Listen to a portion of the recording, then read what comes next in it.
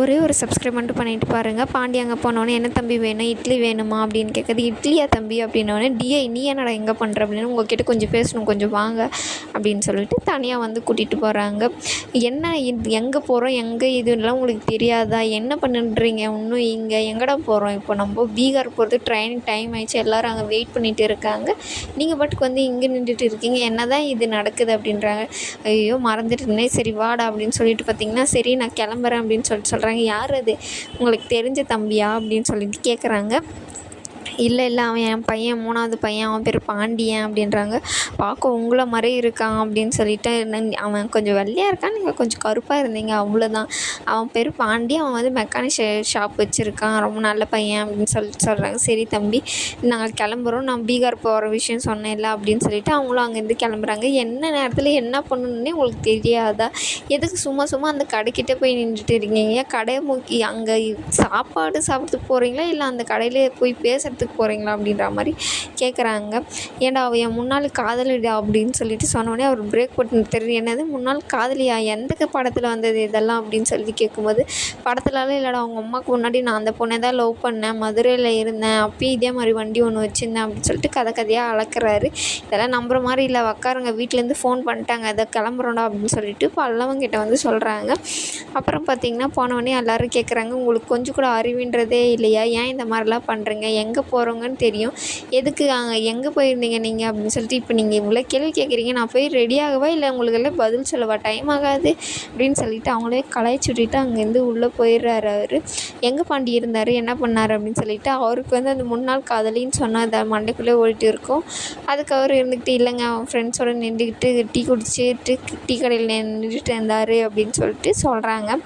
சரி அப்படின்னு சொல்லிட்டு பார்த்தீங்கன்னா அவர் ட்ரெஸ் லைட் வந்துடுற, பசிக்குதுடா, சாப்பாடு என்னடா இருக்குது அப்படின்னா, புல்லுக்கட்டு தான் இருக்குது அப்படின்னோடனே, நாளாக வரலடா, நாளாக வரல அப்படின்னு சொல்லிட்டு அவர் வந்து ஸ்ட்ரைக் பண்ண ஆரம்பிச்சிடுறாரு.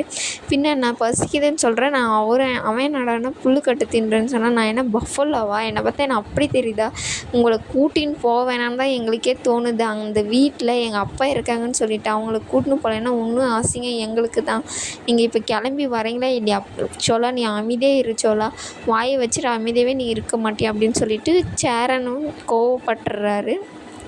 சரிண்ணே நான் ஒன்றும் பேசலை, இப்போ கிளம்புவோமா அப்படின்னு சொல்லிட்டு எல்லாருமே கிளம்பிடுறாங்க.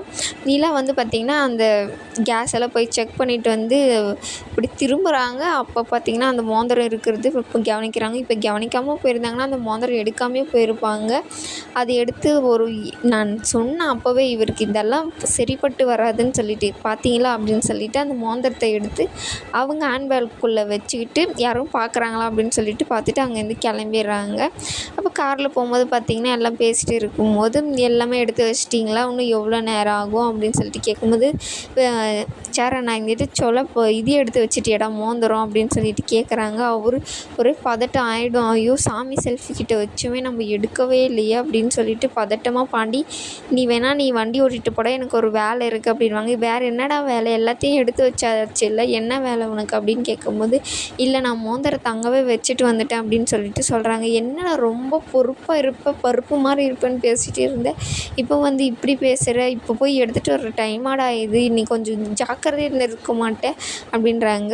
அவங்க எல்லாம் போட்டு கலைச்சிட்டு, சரி நான் கிளம்புற பாண்டி நீ வாடா அப்படின்னும் போது நிலா வந்து உண்மையாக சொல்லிடுறாங்க, என்கிட்ட தான் மோந்திரம் இருக்குது, ஏன் அது ஃபஸ்ட்டே சொல்லியிருக்கலாம்ல அப்படின்றாங்க.